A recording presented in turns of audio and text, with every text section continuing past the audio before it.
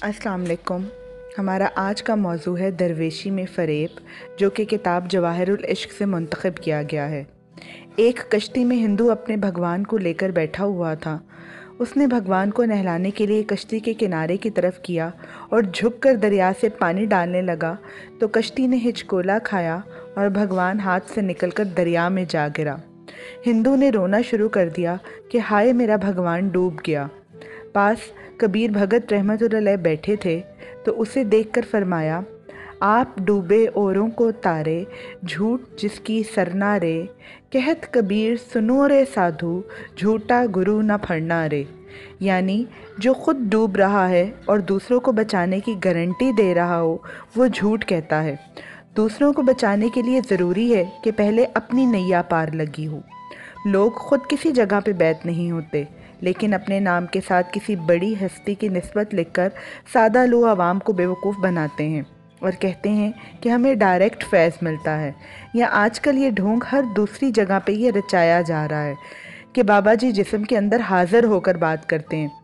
भाई, जिन लोगों ने सारी उम्र तर्के वजूद पे ध्यान दिया हो, क्या वो पर्दा करने के बाद लोगों के अंदर दाखिल होकर बोलेंगे? हरगिज़ नहीं। ये बिल्कुल ही गलत और ड्रामेबाजी है। इसका रूहानियत से कोई ताल्लुक़ नहीं।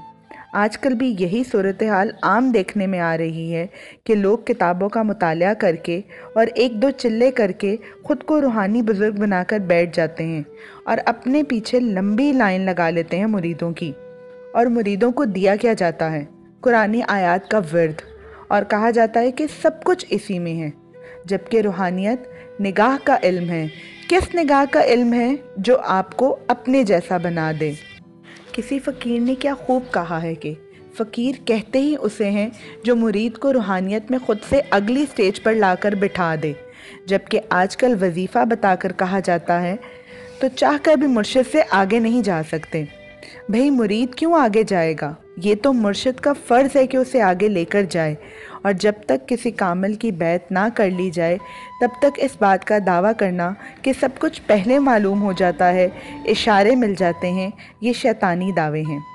जब सर पर मुर्शिद का हाथ नहीं तो फिर शैतान का हाथ होता है, क्योंकि जिसका कोई मुर्शिद नहीं उसका मुर्शिद शैतान होता है। और बैत के बाद रहमान, जो ख़ुद किसी का बैत नहीं है। मालिक सबको ऐसे मुर्शिद से बचाए। जज़ाकल्लाह, बहुत शुक्रिया।